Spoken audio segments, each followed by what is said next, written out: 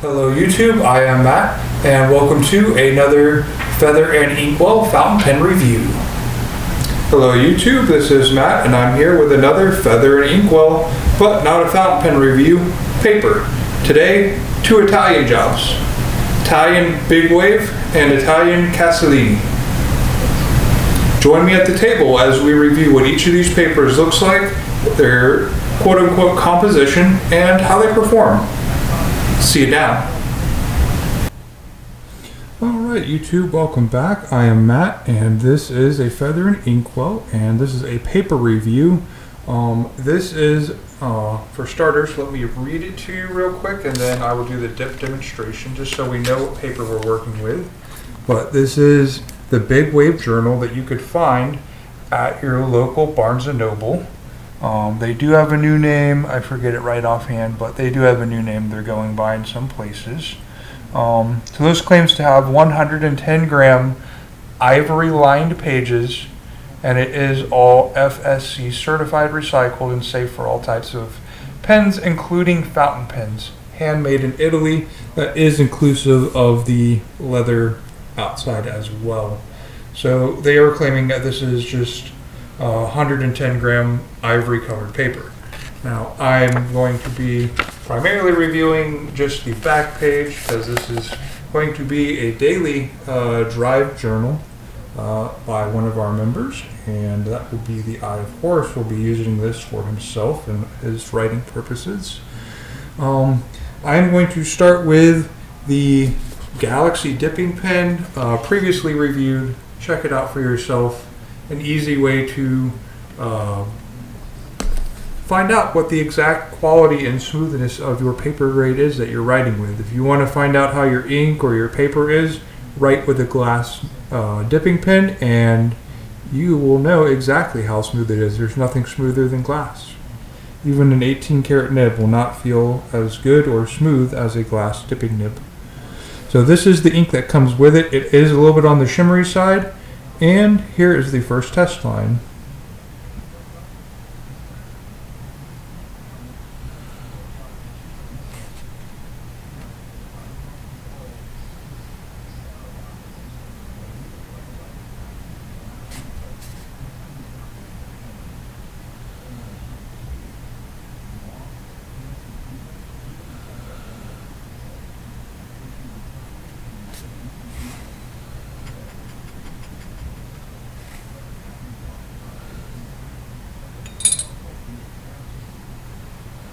Well, that did have a little bit of a delay. This ink is holding up fairly well on top, so it is rather slow drying. But then again, this isn't quite fountain pen ink, this is dipping ink. I just wanted to test it. This is kind of like the standard of what some ink could be. So this will be on the rather elaborate side. Some of your more shimmering inks, some of your shading inks will come out similar to this. This is kind of a unique type of ink. It's not iron gall ink like true dipping ink is. This is more calligraphy ink. Like I said, it represents more of the fancier types of inks. I'll be displaying some of the more basic ones on the paper and how they write as well for their performance. So it is not going to be just the glass dipping ink that I will be demonstrating here. So just as a review, this is the Galaxy dipping pen, and it is only, I think it was like $5 or $10 or something. Fairly easy, fairly cheap, and fairly easy to use. The next one will be the Diamine Red Dragon. I am going to be using it out of my little bottle so that it's easier and I don't have to deal with a giant bottle. But this is one of my favorite inks.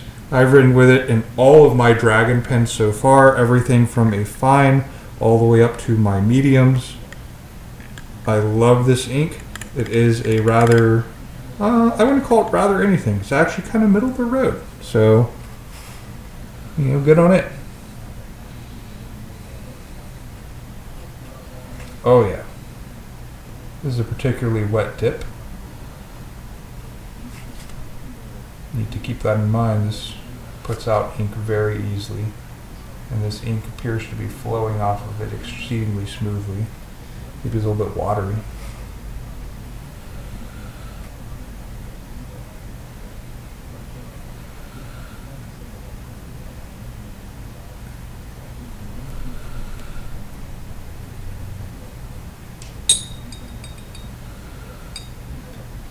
we go. I'm going to do another dip test of this. I'm going to re-write with it. I'm going to re-clean it and then re-dry it. Make sure it's extra dry before I try again. I thought I had done so, but maybe not. That seems very wet for this ink. And again, this is a glass nib. I'm not quite used to writing with it, but just another real quick one. Little dip. Get it going. I did dry it fairly well.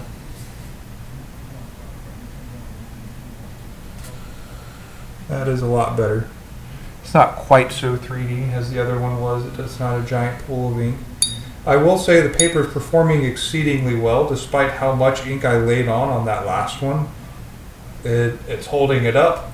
It's letting it slowly seep in, which is letting the ink not feather in any way. I'm not sure how it's looking on the other side. It may be ghosting because it's quite a bit of ink and it may be watery, but it is holding up its own. It is performing very well for this 110 gram paper. It is not the smoothest, although it is probably an A grade smooth, just not A plus. It's a little bit more on the spongy side. Texture wise, it's not, like I said, it's not a perfect smooth. It's not a sealed page, but it is 110 gram, it is heavy, and it is fountain pen friendly. So I would recommend this if you want something that's a little bit nicer of a notebook. You want it to be a little bit hardier, carry it around with you. The only downfall really is the spine of this is a little bit on the stiff side because it is actual handmade Italian leather. But it does look very cool. It is going to hold up in your backpack a lot easier. So I would still recommend it. It's going to travel and wear very well. And I can't wait for the Eye of Horus to enjoy it. He already used it once on our first get together at a local coffee shop. And he wrote a paragraph on freedom. So next up, I'm going to be demonstrating black with the Private Reserve Velvet Black ink. This represents a more common ink that a lot of people probably have and use, especially if they're in the office or in a professional setting. It's a very flat black, performs very nicely on regular paper.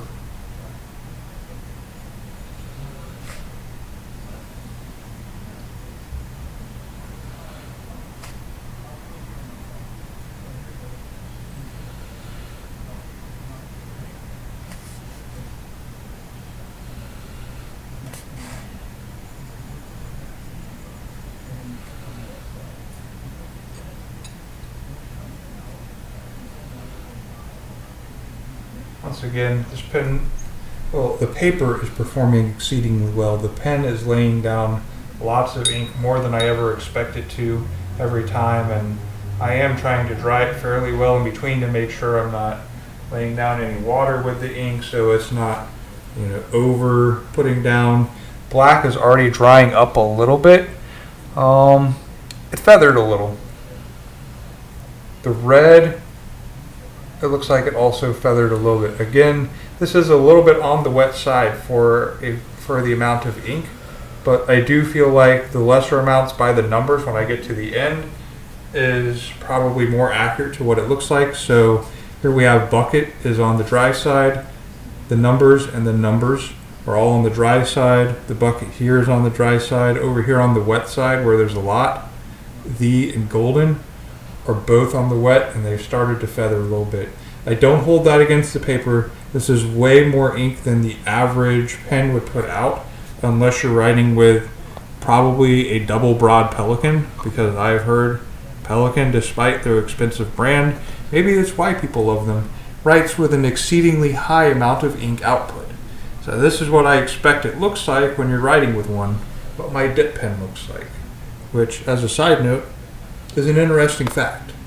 Comparing a dipping gold glass nib to a very high dollar Pelican pen. Makes me want one and not, both at the same time. I don't know whether I would like it or not. Moving on, I'm going to be going to an ink that I've only recently re-picked up after not using for several years, and that would be the Private Reserve ink as well, but 2 minutes to midnight. I have started using it in my ARC notebook with a medium nib, and I think it performs exceedingly well past my expectations. It comes out bluer than my blue black, which I will show you right after this. And I think when I first got it, I used to only write with a broad nib with it to get the extra contrast, but doing so I got a lot of feathering, and sometimes it would ghost through. So it's a very fickle ink, and with that in mind, I'm going to be kind of drying off and getting the excess off of this pen before I try to write with it, just to give it a fair shot. Yes.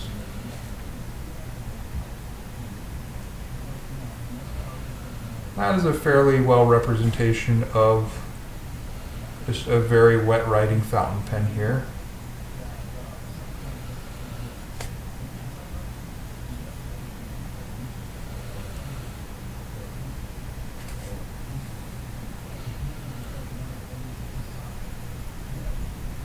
Do a little smudge test. Because I didn't lay down very much ink, it didn't smudge very far, versus the others that all had far more ink and therefore smudged much more gratuitously. So I do feel like that was a much fairer comparison to a normal fountain pen. It is already drying, it is not feathering, and I do feel like that was an excellent display. My previous one's definitely not on the normal side until the bucket and then the numbers. I would like to see what it looks like on the other side of this page when I get done. I feel like there's going to be some probable ghosting, but we'll see. Getting there. Almost done with this notebook. I will also be reviewing the other notebook in this as well, and we'll go over what paper that is and we'll get through it. This is a double review of two notebooks. We are on the first of two. Again, glass dipping pen, glass nib, and this one, let me see, do I have the box handy? I do. This one I actually picked up at the Orlando Fountain Pen Show, the 1864 edition blue black by Diamine. There we go. Yeah. So, this is one of my favorite inks. I have seen it not perform as well. It is a little bit wet on the writing side, and it is very dark, almost black. I've been using it for a while. I did use it on some copy grade paper when I was working in the hotel industry, and it was able to write on normal paper there.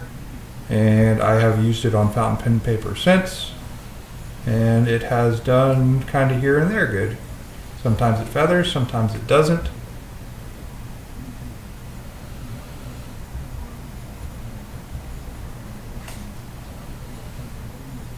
As you can see, it's a lot closer to the black from Velvet Black than it is to blue, despite its name, Blue Black. This is a very, very dark blue black. It is starting to dry already. It is a very smooth ink. There's not a lot of texture to it. There's not a lot of pigment to discern. I will not be writing with my pigment ink today, despite having it nearby. It's just a different type of review. My brother did write with it for his words, my other member, and he said it performed well. It didn't ghost. It didn't feather. He was writing with a normal fountain pen. I believe he was using a Lamy Lux, the rose gold edition, and I didn't smudge test it. I'll leave the smudge out of this one. It's fine. So far, my review on this paper is fairly good paper. So up here, we do have this shimmer green, which dried exceedingly well, and that was put down with a lot of ink. It didn't feather out, and there's no fuzzing. It's not being spidery. It smudged fairly well. The golden bucket here, that was with my red dragon. the golden part, which was the most ink, did start to feather a little bit. It even feathered here on the bucket a little bit. Over here on the numbers, it finally started acting right. That was when it had the least amount of ink still on it. Over here, the least performant ink of all of this was actually the Velvet Black by, lost my train of thought on it, Private Reserve. The Private Reserve Black Velvet. It was the least performant on this one. It feathered out quite a bit, really spread out there. The bucket, really the 1, 2, 3 at the end was the best. To show you, it had a pretty fair sized smudge as well, kind of like with my Red Dragon. Very wet inks. Coming down here to my 2 Minutes to Midnight, a very blue ink, but very cool looking. Didn't spider as much. I spent extra time getting a little bit less ink on my nib, and it performed a lot better. And then especially here, we have at the end, it continued to do well. No feathering, didn't spread out at all, stayed about like it was, and it handled itself. The smudge was a drying already smudge, so it only smudged off just a little bit. And then the last one, my Blue Black, despite having some amount of excess ink, did perform well for a mostly black color. So an interesting mix. Overall, I would say I do recommend this. You might have to play with what ink you use and write with a finer nib so that you're not using as much ink. Maybe something that's a little bit on the drier side, something like the Blue Black that I have by Diamine. If you're going to have a pen that writes a little bit on the drier side, you can use the 2 Minutes to Midnight if you still have it. That was kind of a limited edition thing. It does handle the shimmer inks pretty well, it looks like. If you're going to write with some of the wetter inks like the Red Dragon, I definitely recommend one of the extra fine nibs. Smooth it out a little bit so you keep up the smooth feel. Otherwise, the texture of the page is going to be a little bit rough while you're writing.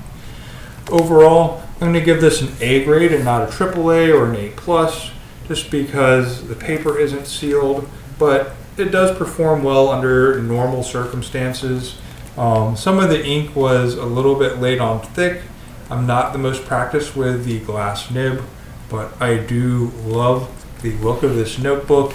I feel like the leather is a great addition and how well this will hold up over time. So if you're not writing with it every day, maybe you have it in a briefcase, it's going to be able to hold up against some abuse and wear and tear without your inside pages tearing up. So this will be something that you can write in and store up for a long time, and it's going to do well for you. Very heavy grade paper, lots of it. Very nice thick set of paper there. Again, an Italian set. Lately, a lot of my stuff has either been French or German. The 1917 paper, I'm not very good at pronouncing the name. I won't even try. It's German. I think the Karst is German as well. But my Rhodia that I love so much is also a French page. The other one people love, which is Clairefontaine, definitely German. I mean, not German, French. And so this is a little bit different today. Castelli Milano. So this is more handmade Italian leather, very soft. The page, I think this is actually sealed paper. You see here it's in a nice grid pattern. I have some nice words here already written, already also on my main page. So if you want to examine that to start with, we can go from there. Now, I'm going to do another dip sampling, but first let me read to you what grade paper this is. We are at 90 GSMs, again, ivory paper. So a little bit thinner. I do feel like this is definitely a slicker page, and I do feel like this is definitely sealed, so it's premium in some ways, but a little bit on the lighter hand on the other. Um, Moving right on along, I'm going to try to go as fast as I can. I know we're already running on the long side, but didn't feel like two separate videos for the notebooks. I like doing as many notebooks as I can in one go, and I will just label what's in it accordingly. So starting off once again with the glass dipping ink that it came with. This is a green high shimmer ink.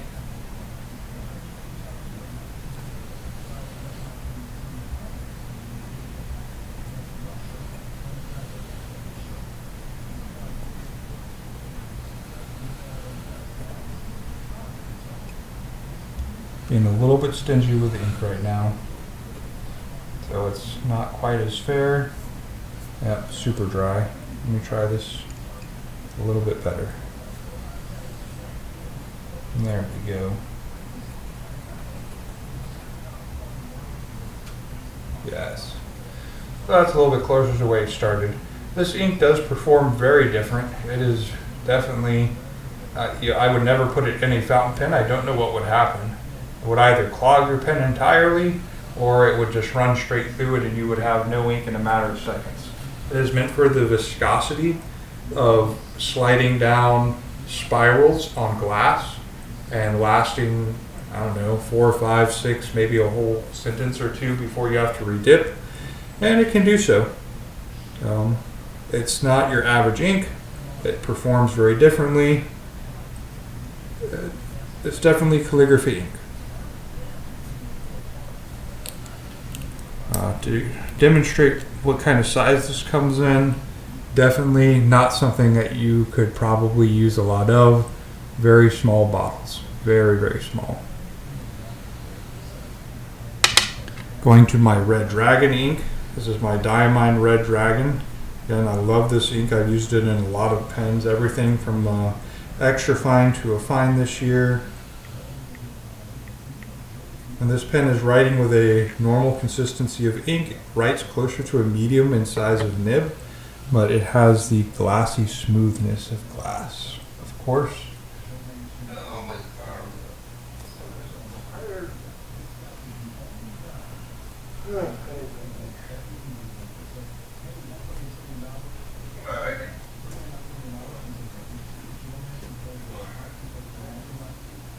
There's a good smudge.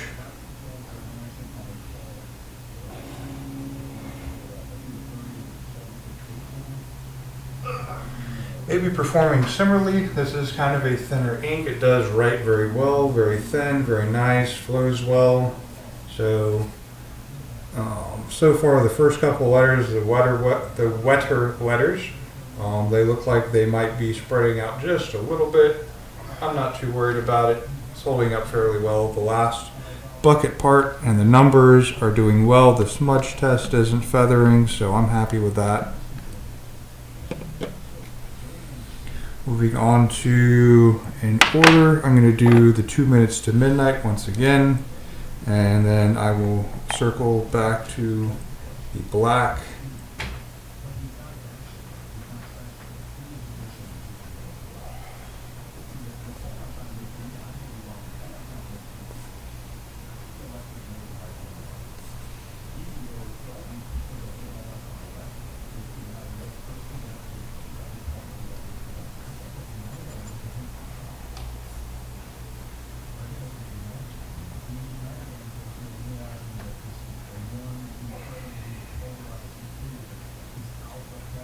Take a few extra seconds here just to make sure I clean and dry my nib in between, making sure everything's as fair as possible. My cleaning water is starting to become quite dark. Overall, that ink performed fairly well for what it is.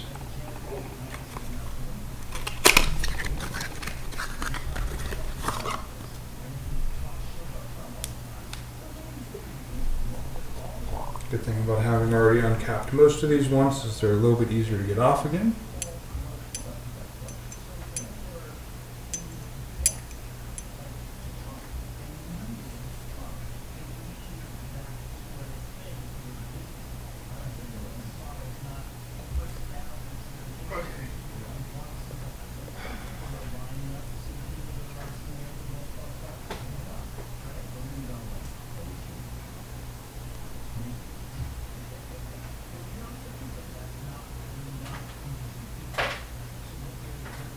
Satin black performed very well on this.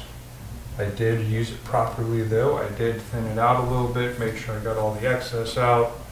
So it is performing well.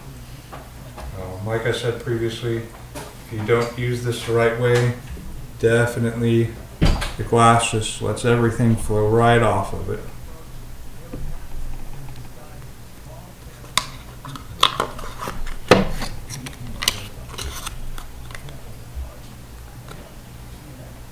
Last but not least,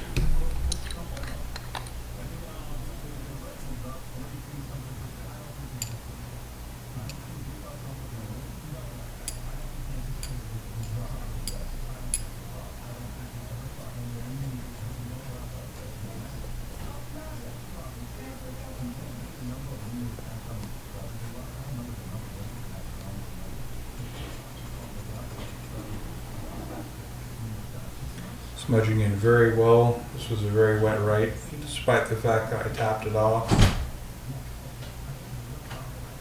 Alright guys, I'm going to wrap this up. Both I do recommend. Both are very good. This last one is feathering a little bit on the wet side. On the drier letters, it is coming out very smooth and not feathering as much, just as I would expect any ink does on this paper. I have written with both now, or I've written with one. The other has been written in, and they both work very well with normal amounts of ink. They're both fairly smooth with normal nibs, and whatever floats your boat. If you like lined paper, the Big Wave is regular lined paper. This one is raft style, so it's a grid style paper. And it's a little bit smaller in size, so it's going to fit into a swimmer size carrying bag, whatever suits you. They both perform very well. They're both around the same price range. I think this one, the Castelli, is around the $20 range, and the Big Wave was maybe closer to $30 or $35, so neither is super expensive. One paying a little bit more for the more leather and the bigger size, but overall still good. And upcoming next, for my next fountain pen review, the Gold Spot Special of the Retro 51 Tornado. And this is the Cafe Edition, representing the cafe blackboards like maybe you see at particular coffee shops. And I'll put more of my bronze sepia ink in it. Thanks guys, see you around.